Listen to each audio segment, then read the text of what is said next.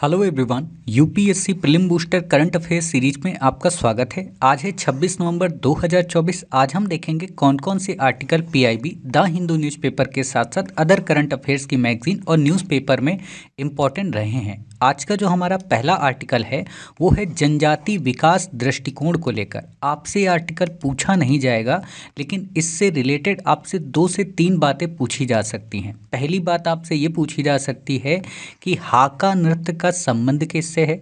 दूसरा क्वेश्चन पूछा जा सकता है कि माओरी जो ट्राइब है वो कहाँ से रिलेटेड है। और तीसरा क्वेश्चन भारत से रिलेटेड होकर पूछा जा सकता है कि भारत में जनजातियों के विकास को लेकर, उनके डेवलपमेंट को लेकर किन अनुसूचियों में बात की गई है। समझ गए? इससे ज़्यादा आपसे क्वेश्चन नहीं पूछा जाएगा और आपको बस इतना ही याद रखना है। तो आपको क्या पता है? आपको पता है कि जो हाका डांस है वो न्यूजीलैंड का नृत्य है। ये जो देवी हैं ये काफ़ी वायरल हुई हैं, कई बार वायरल हुई हैं। अभी इन्होंने हाल के दिनों में संसद में एक बिल को फाड़ा है हाका नृत्य का प्रदर्शन करते हुए। साथ ही ये न्यूजीलैंड की सांसद हैं जो कि माओरी ट्राइब से हैं। तो दोनों बातें आपकी क्लियर हो गई। हाँ सर, क्लियर हो गई। अगर भारत की दृष्टि से बात करें अनुसूचियों को लेकर, तो आपको क्या पता है कि भारत में जो 5वीं और 6ठी अनुसूची है उसका संबंध ही जनजातियों के विकास से रिलेटेड है। ठीक है, बाकी आपको यहाँ पे याद रखने की ज़रूरत नहीं है। इतनी ही बातें आपको याद रखनी थी। ये आपसे क्वेश्चन नहीं पूछा जाएगा कि वेटांगी संधि का संबंध किससे है। आपको बस इतना याद रखना है कि हाका जो नृत्य है वो माओरी ट्राइब का पारंपरिक नृत्य है। ठीक, बाकी आपको याद नहीं रखना है। ये न्यूजीलैंड की स्वदेशी जनजाति है। अब क्वेश्चन ये पूछा जा सकता है कि न्यूजीलैंड की लोकेशन कहाँ पे है। आपसे क्वेश्चन ये भी पूछा जा सकता है कि जो न्यूजीलैंड है वो कर्क रेखा में आता है कि मकर में आता है कि भूमध्य में आता है। तो आपको एक बार लोकेशन दिखा देते हैं। जैसे ये मेरा प्यारा भारत है। अच्छा, एक बात और बताना है, जब आप ये क्लासेस देखते हो, ठीक है, और मैं आपको ये मैप कराता हूँ, तो आपके रूम की दीवार पर मैप लगा होगा या आपके पास एटलस होगा, बुक होगी, है ना, ऑक्सफोर्ड की जो बुक आती है। तो आप क्या किया करो ना, जैसे अभी नोट्स आप बना रहे होगे तो तुरंत उस मैप की बुकलेट को उठा लिया करो। और मैंने जो ही आपको पिन किया कि ये न्यूजीलैंड है, तो ही आप न्यूजीलैंड देखकर उसको हाईलाइट कर लिया करो। अगर आपका दीवार पे लगा है तो वहाँ हाईलाइट कर लो, और अगर आपकी बुकलेट है तो वहाँ कर लो। इससे फ़ायदा क्या होगा? इससे फ़ायदा ये होगा, धीरे धीरे आपके सारे आइलैंड, सारी जल संधियाँ, सारे सागर ऑटोमेटिक कंप्लीट हो जाएंगे। समझ गए? ये किया करो। देखो, कई बार क्या होता है, छोटे छोटे हमारे स्टेप जो होते हैं ना, वो एक समय आकर बहुत बड़ा रोल प्ले करते हैं। ठीक, तो अब जैसे हम आपको क्या दिखा रहे हैं, न्यूजीलैंड, तो ये हमारा प्यारा भारत है। यहाँ से आप ईस्ट की ओर चलेंगे तो ईस्ट में जब नीचे जाएंगे साउथ ईस्ट रीजन में, तो आपको यहाँ पर ये ऑस्ट्रेलिया मिला। और ऑस्ट्रेलिया से ही थोड़ा सा आप यहाँ पर जूम करते हुए जो ही ये नीचे पहुँचे, ठीक है, तो ये 2 पार्ट में, 2 आइलैंड में डिवाइड है न्यूजीलैंड। ठीक है, तो ये आपको याद रखना है। वेलिंगटन है, क्रिस्टचर्च है, क्वींसटन है ना, डंडिन है, हैमिल्टन है, ऑकलैंड है ना। ये कई सारे यहाँ के क्षेत्रीय रीजन हैं। बाकी आपसे यहाँ पे संधि को लेकर क्वेश्चन नहीं आएगा। वैसे जो बच्चा स्टेट पीसीएस देता है वहाँ पर माउंट कुक चोटी कहाँ पे, ऐसे क्वेश्चन पूछे जाते हैं, है ना। आपको यहाँ पे नहीं याद रखना है, ठीक है।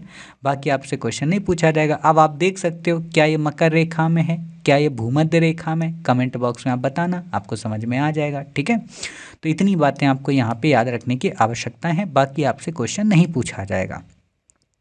आगे देखते हैं, ये आपसे क्वेश्चन नहीं आएगा। ठीक है, ये मैंने डाल दिया है ताकि आप बस देख लो और समझ लो। ठीक है, अगला हमारा आर्टिकल है एम्फेटासिया को लेकर। आपको बस ये याद रखना है कि एम्फेटासिया जो ये है, ये एक बीमारी है। ठीक है, ये एक बीमारी है। और ये बीमारी कैसी है? न्यूरोलॉजिकल।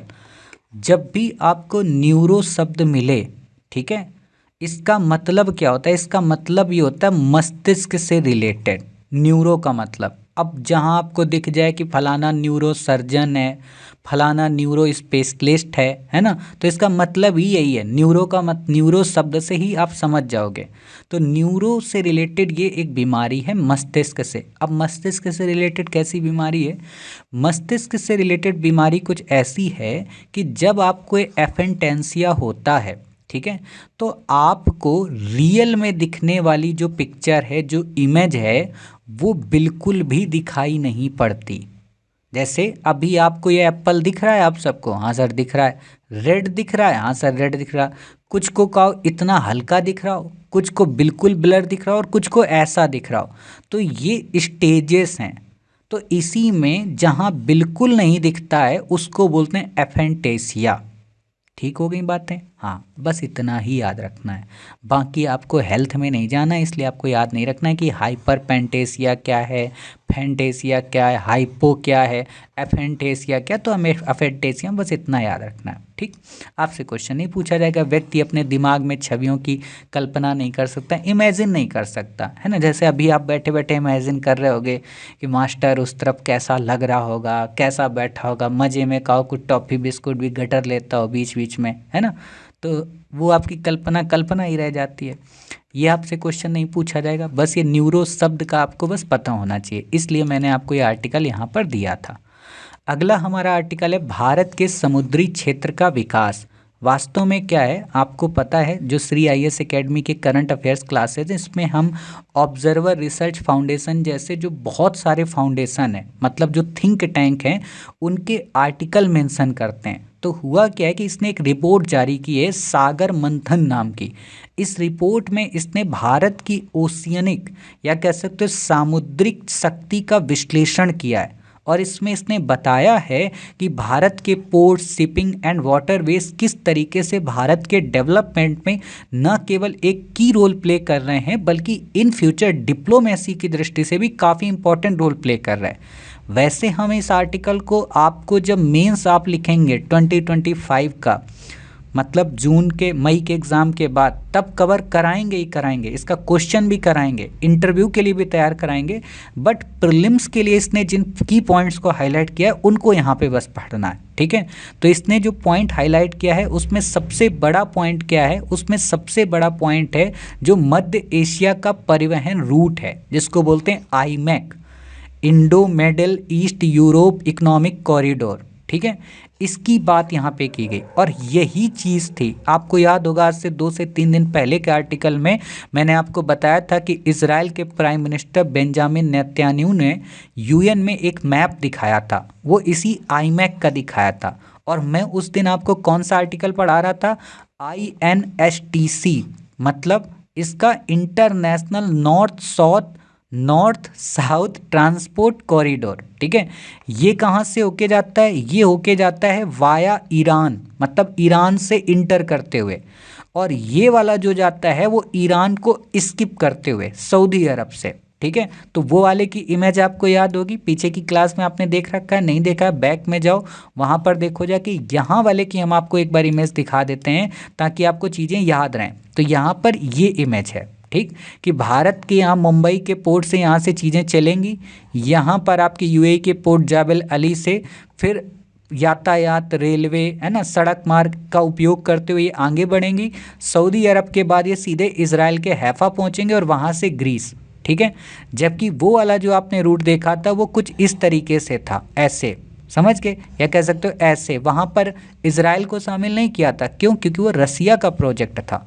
सपोज करो भारत यहाँ से भी जुड़ जाए, भारत यहाँ से भी जुड़ जाए, और भारत का जो एक और प्रोजेक्ट है चेन्नई टू व्लादिवोस्टॉक, मतलब रसिया का ईस्टर्न पार्ट, वहाँ से भी जुड़ जाए, तो भारत की इकोनॉमी स्ट्रेंथ हुई कि नहीं हुई? भारत ने एक तरीके से चाइना के one road one belt initiative को टक्कर दिया कि नहीं दिया? भारत ने चाइना की जो गारलैंड पॉलिसी है, हार की पॉलिसी है, भारत को घेरने की पॉलिसी है, उसको कहीं ना कहीं काउंटर किया कि नहीं किया? तो उसी चीज़ की बात इस आर्टिकल में पूरी तरह से की गई है। क्लियर हो गई बातें? हाँ सर क्लियर हो गई। बाकी आपको यहाँ पे कुछ भी नहीं पढ़ना, आपको बस इतना याद रखना कि India middle east Europe corridor में कौन कौन देश हैं, कहाँ से रिलेटेड है, किन चीज़ों से रिलेटेड है। तो याद रखना क्या, कि बुनियादी ढांचा और व्यापार संपर्क परियोजना है, न केवल भारत को बल्कि मध्य पूर्व और यूरोप को आपस में जोड़ता है। केवल जहाज से जोड़ता है, पानी से जोड़ता है, या रेल मार्ग से भी? तो भैया रेल मार्ग से भी जोड़ेगा, पानी वाले जहाज से भी जोड़ेगा, और सड़क परिवहन से भी जोड़ेगा। और इसमें 2 गलियारे, पूर्वी भी और उत्तरी भी। पूर्वी जो होगा वो भारत को अरब की खाड़ी से जोड़ेगा, और उत्तरी जो होगा वो अरब की खाड़ी को यूरोप से जोड़ेगा। तो ये याद रखना आप कि अरब की खाड़ी का मतलब वही बाबू, वही का मतलब फारस की खाड़ी, ठीक है। आपको मैप दिखाता हूँ, ये है हमारा प्यारा भारत, ये ठीक है। इस प्यारे भारत को यहाँ से चलना है मुंबई से, और यहाँ से यहाँ पहुँचेगा, ठीक है। तो यहाँ पे आएगा गल्फ ऑफ पर्सियन, आपको मिल रही है, ठीक है। और जूम करके आपको दिखाते हैं, देखो यहाँ पे, ठीक है, यहाँ पे आपको मिलेगी गल्फ ऑफ पर्सियन। भैया दिख जाओ बाबू, है ना। कभी कभी गूगल वाला भी ना परेशान करता रहता है कि भैया हम नहीं दिखाएंगे, है ना। ये स्टेट ऑफ हार्मूज आपको दिखा, ठीक। यहाँ पे ये क्या है, ये आपकी गल्फ ऑफ, ठीक है, पर्शिया, ठीक है, पर्शियन गल्फ, इसी को अरेबियन बोलते हैं क्योंकि अरब से लोकेटेड होती है, ठीक। अब ये यहाँ से होके जाएगी ऐसे, तो ये ईरान पड़ता है, तो ये ईरान को टच नहीं करेगा। और जो हमने आपको बताया इंटरनेशनल कॉरिडोर, वो किसको, ईरान से होते हुए जाएगा। ये ऐसे आर्मेनिया, अजरबैजान वगैरह उसमें मैंने बताए थे, है ना। तो दोनों इंपॉर्टेंट हैं, तो दोनों पे क्वेश्चन आ सकता है। और ध्यान रखना, भारत दोनों का मेंबर है। समझ सकते हो भारत की डिप्लोमेसी क्या गजब की डिप्लोमेसी है। तो आपको ये चीज़ें पता हो। बाकी इसमें विद्युत cable, hydrogen pipeline, high speed data cable, ये सब शामिल होंगी। देखो हुआ क्या, आपने एक परियोजना सुनी होगी तापी, है ना, जो पाकिस्तान से होकर गुजरनी थी, तुर्कमेनिस्तान, अफगानिस्तान, लेकिन पाकिस्तान इसमें एक बवंडर बनना था, है ना। तो सरकार ने सोचा, भारत सरकार ने, कि इस पाकिस्तान को स्किप करके कोई भी परियोजना चलाओ। तो तापी की जगह पे ये ताई एक तरीके की परियोजना हो जाएगी पाकिस्तान को हटा के। तो इसीलिए इसमें कहा गया कि हाई स्पीड डाटा भी होगा, हाइड्रोजन पाइपलाइन भी होगी, है ना, ऑयल की भी होगी, गैस की भी होगी, इन सारी चीज़ों का यहाँ पे यूज किया जाएगा।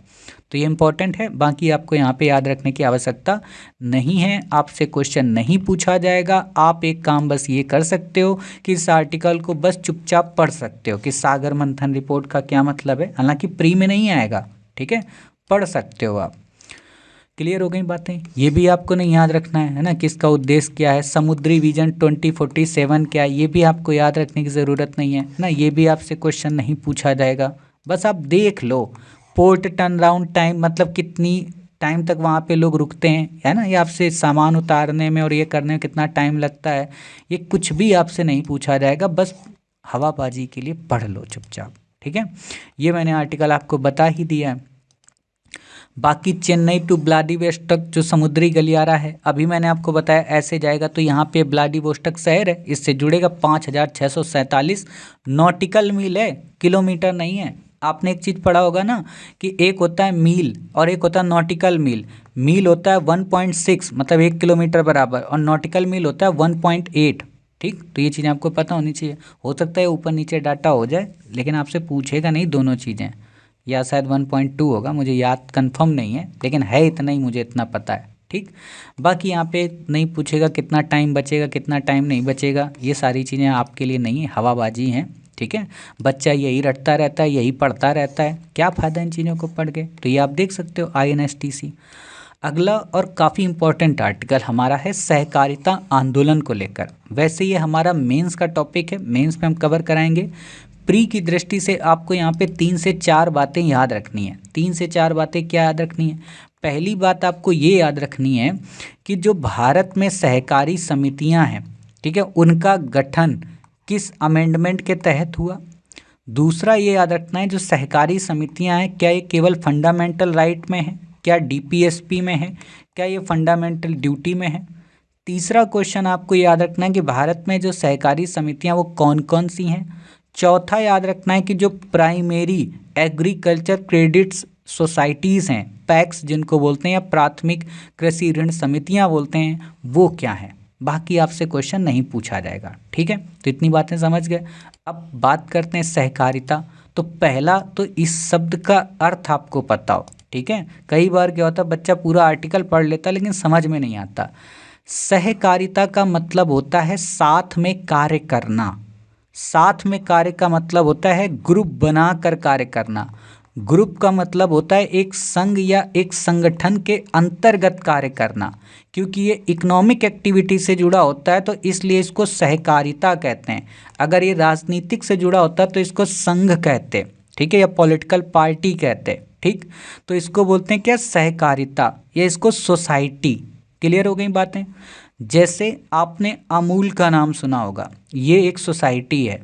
अमूल का दूध का पैकेट आप देखना, कोऑपरेटिव सोसाइटी लिखा होगा। या आपने लिज्जत पापड़ खाया हो तो पता हो, मास्टर ने तो बेचा भी है, क्योंकि मास्टर पहले बिजनेस ही करता था, यही पापड़ वापड़ सब बेचा करता था, है ना। अब थोड़ा बहुत ज्ञान आ गया तो अब आप लोगों का पापड़ बना रहा है। तो ये लिज्जत पापड़ ये भी क्या है, कोऑपरेटिव सोसाइटी से। बहुत सारी अचार की कंपनियां हैं, वो भी एक तरीके से कोऑपरेटिव हैं। इवन जो ट्राइफेड है वो भी एक कोऑपरेटिव है। क्लियर हो गई बातें? हाँ सर क्लियर हो गई बातें। जैसे आपने देखा होगा कई महिलाएं मिलके कोई कार्य शुरू करती हैं, है ना, घर में अपना कुछ भी बनाती हैं, आपके मोहल्ले आपके गांव में ही बहुत सारे लोग होंगे, तो उन्हीं चीज़ों से रिलेटेड है। आपसे क्वेश्चन क्या पूछा जा सकता है? पूछा यह जा सकता है कि जो अंतर्राष्ट्रीय सहकारी गठबंधन है, इंटरनेशनल कोऑपरेटिव जो अलायंस है, वो चर्चा में क्यों रहा? तो चर्चा में इसलिए रहा कि भारत की जो संस्था है इफ्को, उसने 18 आईसीएस सदस्य संगठनों के सहयोग से इसका आयोजन किया, इसका सम्मेलन किया। ठीक है, आप देख रहे हो मोदी जी, है ना, कहाँ किया गया? भारत मंडपम में, जो प्रगति मैदान में बना हुआ है। ठीक, तो यहाँ पर इसका आयोजन किया गया। अब ये क्या करती हैं? स्वयं सहायता, पारस्परिक सहायता, सामुदायिक कल्याण की बातें करती हैं। ठीक, ये क्वेश्चन आपसे नहीं आएगा। क्वेश्चन यहाँ पर भी बनेगा कि स्वतंत्रता पूर्व भारत में कौन कौन से थे, तो आपने कई नाम सुन रखे हो, जैसे म्यूचुअल लोन, चिट फंड, है ना, ये सब भी कहीं ना कहीं एक तरीके के सोसाइटी होते हैं। या आपके गांव में देखना, या आपके मोहल्ले में भी कई लोग क्या बोलते हैं, कमेटियाँ। ठीक है, वो भी एक तरीके की सोसाइटी है, वहाँ पैसे का लेन देन होता रहता है। ठीक, तो ये सब याद नहीं रखना है आपको, आप इन सारी चीज़ों को आप स्किप कर सकते हो, इतना डेप्थ में आपसे क्वेश्चन नहीं पूछा जाएगा। हाँ, आपसे जो क्वेश्चन पूछा जा सकता है वो ये कि मैगलेन समिति का संबंध किससे है, तो बता देना कि सर सहकारी बैंकिंग प्रणाली से रिलेटेड है। बाकी यहाँ पे आपसे क्वेश्चन नहीं आएगा, याद नहीं रखना है। क्लियर? इसकी बात आज़ादी के बाद किस पंचवर्षीय योजना में हुई? तो पहली पंचवर्षीय योजना में हुई। 1963 में जब एनसीडीसी का गठन किया गया, यानी कि नेशनल कोऑपरेटिव डेवलपमेंट निगम का जब गठन किया गया, तो उसके अंतर्गत 1982 में फिर नाबार्ड का भी गठन हुआ, जिसने इन चीज़ों को रेगुलेट करने का कार्य किया। मतलब भारत में जो सहकारी समितियां या सहकारी बैंक भी आप पढ़े हो हमसे इकोनॉमी में, उनको कौन रेगुलेट करता है? नाबार्ड करता है। ठीक, बाकी आपसे क्वेश्चन यहाँ पे नहीं पूछा जाएगा। ठीक है, तो इतनी बातें आपको पता हो। बहुराज्य सहकारी समितियाँ, ये भी आपसे क्वेश्चन नहीं पूछेगा। अमेंडमेंट की बात करें तो 97 अमेंडमेंट के अंतर्गत इसको न केवल फंडामेंटल राइट में शामिल किया गया, बल्कि इनको किस में शामिल किया गया? डीपीएसपी में भी और पंचायतों के अंतर्गत भी। ठीक, तो बाकी आपसे क्वेश्चन नहीं आएगा, आपको इससे ज़्यादा याद रखने की ज़रूरत नहीं है। क्लियर हो गई बातें? हाँ सर क्लियर हो गई। अब बात करते हैं कितने प्रकार की होती हैं। तो उपभोक्ता मतलब कोई इंसान या कोई समुदाय कोई खेती कर रहा है और कोई चीज़ अपना मतलब उपज कर रहा है, तो वो क्या करेगा? जितने भी ब्रोकर्स होंगे उनसे हट के डायरेक्ट बेचने की कोशिश करेगा। जैसे केंद्रीय भंडार, तो ये भी समितियाँ। उत्पादक, है ना, जो उत्पादक होते हैं वो लोग करते हैं। सहकारी विपणन, सरकार बेचती है, जैसे आनंद दूध, है ना, अमूल जिसको आप बोलते हो। सहकारी ऋण समितियाँ होती हैं जो लोन वगैरह देती हैं। सहकारी एग्रीकल्चर से रिलेटेड होती हैं, है ना। कहने वाला आपसे टाइप वाइप कुछ भी नहीं पूछेगा, बस देख लो आप। ठीक है, क्या विकास हुआ है, क्या डेवलपमेंट हुआ है, आपसे क्वेश्चन नहीं पूछा जाएगा, याद नहीं रखना है आपको। बस इतना पता हो, क्या पता हो कि ये पैक्स क्या हैं। ठीक है, प्राइमरी जो एग्रीकल्चर क्रेडिट सोसाइटीज़ हैं ये क्या हैं, तो आपको इनके बारे में पता हो। साथ ही आपको पता हो कि वित्तीय समावेशन पे क्या इम्पैक्ट डालते हैं। वित्तीय समावेशन हमने इकोनॉमी में आपको पढ़ा रखा है कि वित्तीय समावेशन का क्या मतलब होता है कि अधिक से अधिक लोगों का बैंकिंग एक्टिविटी में शामिल होना, या कहें अधिक से अधिक लोगों का पैसे के प्रति सजग होना, पैसे को बैंकिंग प्रणाली में या इकोनॉमी की गतिविधि में सर्कुलेट कराना। ठीक, बाकी आपसे क्वेश्चन नहीं आएगा। कौन कौन सी हैं आप देख सकते हो यहाँ पे, बाकी आपको यहाँ पे याद नहीं रखना है। अब बात करते हैं प्राथमिक कृषि ऋण समितियाँ। तो देखो यहाँ पे स्ट्रक्चर पूरा दिया है, स्ट्रक्चर आपको याद नहीं रखना है कि शहरी कौन सी हैं, ग्रामीण कौन सी हैं, शॉर्ट टर्म वाली कौन सी हैं, लॉन्ग टर्म वाली कौन सी हैं, प्राइमरी एग्रीकल्चर कौन है, सेंटर कौन है, स्टेट कौन है, कुछ नहीं याद रखना है। इकोनॉमी में वैसे हम पढ़ाए हैं आपको, सहकारी बैंक के बारे में पढ़ाया ना, cooperative banks and commercial bank के मध्य डिफरेंस क्या है, याद होगा ना आपको पूरा डिटेल में? हाँ सर याद होगा, काफ़ी अच्छे से कराया लिखाया भी है, तो वहाँ पर आप जाके पढ़ लीजिएगा। यहाँ बस इतना याद रखो कि ये ग्राम स्तर की मतलब गांव के स्तर की लोन देने वाली समितियाँ हैं। ठीक है, जिनको राज्य मैनिपुलेट करता है, राज्य रेगुलेट करता है। पहला पैक्स कब गठन हुआ? 1904 में, मतलब आज़ादी के पहले, मतलब करजन के टाइम पीरियड पे, ठीक है। एससीबी से लोन कैसे मिलता है? मतलब जो स्टेट से रिलेटेड जो कोऑपरेटिव बैंक्स हैं वो जिला केंद्रीय बैंकों को हस्तांतरित किया जाता है। जिला स्तर पे सारी चीज़ें होती हैं जो किसानों को लोन वगैरह देती हैं। आपने देखा होगा किसानों को क्रेडिट कार्ड पे लोन मिलता है ना, उनका क्रेडिट कार्ड होता है। खेती में जो इनपुट्स होते हैं जैसे ट्रैक्टर हो गया, थ्रेसर हो गया, अन्य मशीनें हो गई, उस पे मिलता है, ठीक है। तो ये इन्हीं से रिलेटेड है। बाकी चुनौतियाँ क्या हैं, है ना, खतरे क्या हैं, ये सब मेंस का आर्टिकल है, मेंस में आपको पढ़ना है, यहाँ पे आपको याद रखने की ज़रूरत नहीं है। क्लियर हो गई बातें? हाँ सर क्लियर हो गई। तो आपको बस केवल इतनी ही बातें यहाँ पे याद रखनी थी, बाकी आपसे क्वेश्चन में कुछ भी नहीं पूछा जाएगा। तो उम्मीद है आज की क्लास में आपने देखा होगा कि काफ़ी कम आर्टिकल हैं, तो कम ही पढ़ना था, ज़्यादा आपका टाइम क्यों वेस्ट करते हैं, ठीक। तो इतनी चीज़ें आप पढ़ लीजिएगा, इससे ज़्यादा आपको याद नहीं रखना है। बाकी यदि आपको ये बात ना पता हो कि श्री IAS एकेडमी ने अपनी टेस्ट सीरीज़ शुरू की है जो कि 1 दिसंबर से शुरू हो रही है, जिसकी फ़ीस केवल नाम मात्र की 500 रुपये है, जिसमें हम आपको 60 टेस्ट प्रोवाइड करा रहे हैं, जिसमें 40 जनरल स्टडी के, सामान्य अध्ययन पेपर 1 के और 20 CSAT के। खास बात यह है कि न केवल ये टेस्ट सीरीज आपको मिलेगी बल्कि डिटेल्ड वीडियो मिलेंगे। डिटेल्ड वीडियो एनालिसिस का मतलब समझते हो कि 60 टेस्ट में 5 वीडियो, मतलब 300 क्लासेस भी आपको मिलेंगी। और वो 300 क्लासेस आपके इन, कह सकते हो कि जो 6000 क्वेश्चन है, इनको 5 से मल्टीप्लाई कर दोगे तो 30,000 क्वेश्चंस की भी आपको एक तरीके से एनालिसिस मिलेगा। अर्थात आपको एक क्वेश्चन के बदले 5 क्वेश्चन का एनालिसिस बताएंगे। तो उम्मीद है न केवल आप इस टेस्ट सीरीज में खुद को ज्वाइन करेंगे बल्कि जो भी आपके जानने वाले हैं, मैं एक चीज़ देख रहा हूँ पिछले 2-3 दिनों में आप में से कई सारे बच्चे आपके जो भी जानने वाले हैं उनको ये प्रॉस्पेक्टस शेयर भी कर रहे हैं, कोर्स के बारे में भी बता रहे हैं।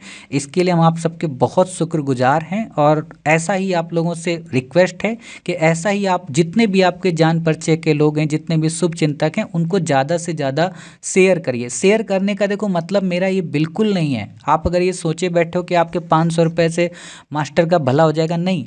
मैं बस चाहता हूँ कि टेस्ट सीरीज ये जब बच्चा ले तो आपकी वो तारीफ़ करे कि यार हमारे आपने 15 से 20 हज़ार रुपये ही नहीं बचाए बल्कि हमारी 1 वर्ष की मेहनत बचा दी। समझ गए? इसलिए मैं आपसे कहता हूँ ज़्यादा से ज़्यादा लोगों को शेयर करो, क्योंकि जब नया बच्चा हमको कॉल करता है, मैसेज करता है, तो वो यही कहता है कि सर हमको पता नहीं था, हमने फलानी जगह इतने रुपए दे दिए। तो बड़ा दुख होता है कि यार इतनी मेहनत से कमाई वाले लोगों का ऐसे लोग लूट रहे हैं। हालांकि मैं लूट नहीं कहूँगा क्योंकि उनके भी खर्चे हैं।